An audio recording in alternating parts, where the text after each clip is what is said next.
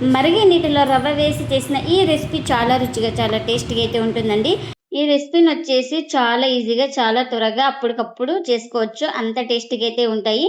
ఇంకా ఈ రెసిపీ వచ్చేసి ఇంట్లో వాళ్ళందరికీ నచ్చుతాయండి. అంత టేస్టీగా అయితే ఉంటాయి. ఇంకెందుకు ఫ్రెండ్స్ ఆలస్యం, ఎలా చేయాలో ఏంటి అనేది వీడియోలోకి అయితే వెళ్ళిపోయి చూద్దామా మరి. ముందుగా ఒక కడాయి అయితే పెట్టుకొని అందులోకి ఒక కప్పు వాటర్ అయితే వేసుకోవాలి. ఇంకా ఇప్పుడు ఇందులోకి రుచికి తగినంత సాల్ట్ని కూడా వేసుకుంటున్నా. మనకి వాటర్ వచ్చేసి బాగా బాయిల్ అవ్వాలి. ఇంకా మనకు వాటర్ అయితే బాగా బాయిల్ అవుతుంది కదా, ఇప్పుడు ఇందులోకి హాఫ్ కప్పు బొంబాయి రవ్వ అయితే వేసుకోవాలి. ఇంకా ఈ రవ్వని వెంటనే వేసుకున్న తర్వాత ఇలా బాగా కలుపుకోవాలి. ఇక్కడ ఉండలు లేకుండా బాగా కలుపుకొని ఇది దగ్గర పడే వరకు అయితే ఉడికించుకోవాలి రవ్వనైతే మనం.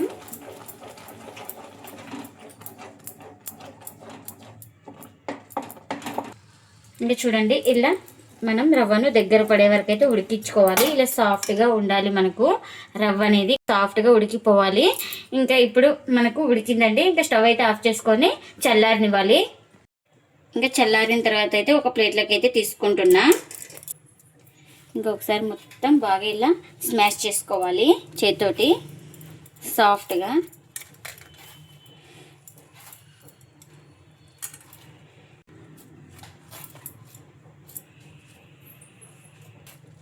ఇంకా ఇలా సాఫ్ట్గా పిండినంతా బాగా కలుపుకున్న తర్వాత ఇందులోకి ఒక 3 స్పూన్ల దాకా మైదా కూడా వేసుకుంటున్నా. ఇంకా ఈ మైదా కూడా వేసుకొని మొత్తం బాగా కలిసిపోయేలాగా బాగా కలుపుకోవాలి. ఇంకా ఇలా సాఫ్ట్గా కలుపుకున్న తర్వాత ఇప్పుడు కాస్త ఆయిల్ కూడా వేసుకోవాలి. ఇంకా ఆయిల్ కూడా వేసుకొని పిండి మొత్తాన్ని ఒకసారి బాగా కలుపుకోవాలి. ఇంకా ఇప్పుడు ఈ పిండిని ఇంకా చిన్న చిన్న బౌల్స్గా చేసుకోవాలి. ఇంకా దీన్ని రౌండ్గా అయితే చుట్టుకుందాం, ఎక్కడ క్రాక్స్ లేకుండా. చూడండి, ఇలా రౌండ్గా చుట్టుకోవాలి. ఇంకా ఇలా చుట్టుకున్న దాన్ని ఒక ప్లేట్లోకి అయితే తీసుకుంటున్నా. ఇంకా నేను తీసుకున్న క్వాంటిటీకి ఇంకా 4 పిండి ముద్దలు అయితే అయినాయండి. ఇంకా వీటిని ఇప్పుడు పక్కన పెట్టుకుందాం. ఇంకా మనం కాస్త పొడి పిండిని అయితే ఇలా చల్లుకోవాలి. ఇలా చల్లుకున్న తర్వాత ఒక పిండి ముద్దను తీసుకొని ఇలా బాగా డిప్ చేసుకోవాలి. ఇంకా ఇలా డిప్ చేసుకొని మనం ఇప్పుడు కర్రతో రుద్దుకోవాలి. ఇంకా ఇలా బాగా డిప్ చేసుకుంటూ పొడి పిండిని రుద్దుకోవాలి.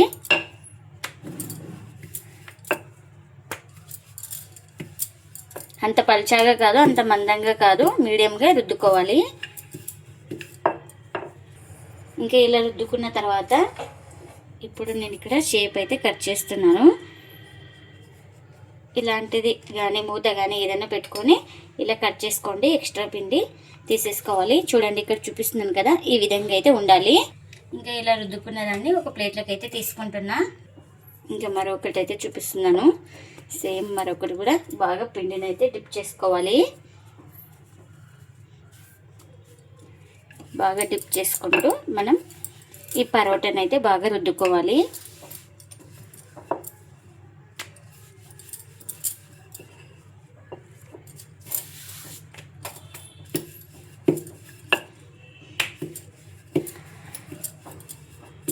ఇంకెన్నైతే అన్నీ ఇలానే రుద్దుకోవాలి.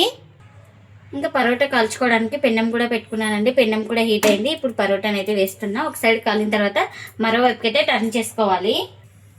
ఇంకా ఇలా ఒక సైడ్ కాలిన తర్వాత ఇంకొక వైపు అయితే టర్న్ చేసుకోవాలి. నేను ఇక్కడ ఈరోజు అయితే ఆయిల్ లేకుండా ఆయిల్ వేసి పరోటాలు అయితే చేస్తున్నానండి.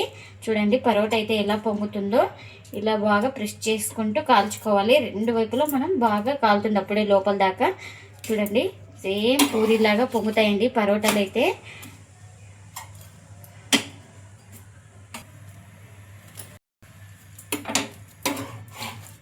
ఇది చూడండి, ఇంకా 2 వైపులు అయితే బాగా ఇలా కాల్చుకోవాలి. అంటే ఇదైతే రెడీ అయిపోయింది మనకు.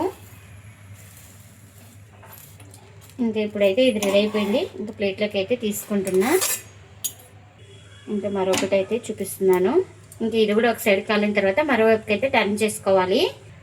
ఇంకొక సైడ్ కాలిన తర్వాత మరోవైపుకి అయితే ఇలా టర్న్ చేసుకోవాలి. ఇంకా చూడండి ఈ వైపు కూడా ఇలా టర్న్ చేసుకొని ఇలా బాగా కాల్చుకోవాలి. చూడండి ఎలా పొంగుతుందో, సేమ్ మన పూరిలాగా బాగా పొంగుతూ వస్తాయి. చాలా సాఫ్ట్గా కూడా ఉంటాయండి ఈ పరోటాలు అయితే.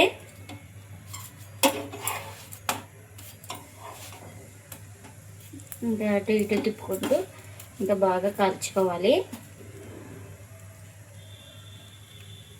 చూడండి ఎలా పొంగుతున్నాయో.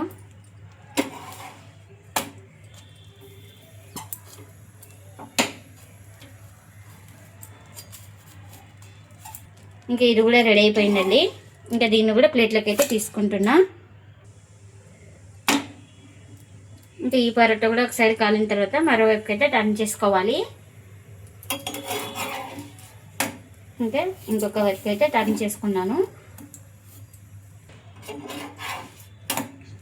చూడండి ఈ వైపు కూడా ఇలా తిప్పుకొని బాగా కాల్చుకోవాలి. మనం ఆయిల్ వేయకుండా పూరిలాగా పొంగుతాయి. చూడండి చూస్తున్నారు కదా, ప్రతి పరోటా మనకు బాగా పొంగుతూ వస్తాయండి. ఇంకా ఇలా బాగా సైడ్కి ప్రెస్ చేసుకుంటూ బాగా కాల్చుకోవాలి. ఇంకా వీటిని పరోటా అయినా అనుకోవచ్చు, రోటీ అయినా అనుకోవచ్చు, ఎలా అయినా అనుకోవచ్చు అండి. ఇంకా ఇది కూడా రెడీ అయిపోయింది. అన్నీ ఎన్ని అయితే అన్నీ ఇలానే చేసుకోవాలి. మరిగే నీటిలో రవ్వ వేసి చేసిన ఈ పరోటాలు చాలా రుచిగా చాలా టేస్టీగా అయితే ఉంటాయండి. చాలా సాఫ్ట్గా కూడా ఉంటాయి. ఇంకా ప్లేట్లకు అయితే సర్వ్ చేస్తున్నా. నార్మల్ పరోటాలకైనా ఈ పరోటాలు చాలా టేస్టీగా ఉంటాయి. ఒకసారి తప్పకుండా మీరు కూడా ట్రై చేయండి. ఇంకా ఈ పరోటాలు వచ్చేసి ఇంట్లో వాళ్ళందరికీ నచ్చుతాయండి. అంత టేస్టీగా అంత సాఫ్ట్గా అయితే ఉంటాయి. ఇంకా ఇందులోకి వెజ్ కానీ నాన్ వెజ్ కానీ ఏదైనా బాగుంటుంది. చూడండి ఇంకా ఇప్పుడు చూపిస్తున్నాను. బాగా ఇలా లేయర్గా పొంగుతూ వస్తాయండి పరోటాలు అయితే. ఇక్కడ చూపిస్తున్నాను కదా, చూడండి ఎంత సాఫ్ట్గా ఉంటాయో పరోటాలు అయితే. ఎక్కడ పిండి అనేది లేదు మనకు. ఇంకా ఉడికించుకొని ఇలా చేసుకుంటాం కాబట్టి పరోటాలు అయితే చాలా సాఫ్ట్గా కూడా ఉంటాయండి. ఒక్కరోజు అంతా పెట్టినా కూడా మనకు.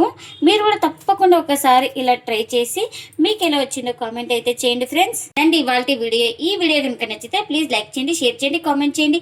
అలాగే లైక్ చేసి సపోర్ట్ చేయండి friends. Thanks for watching. Bye bye.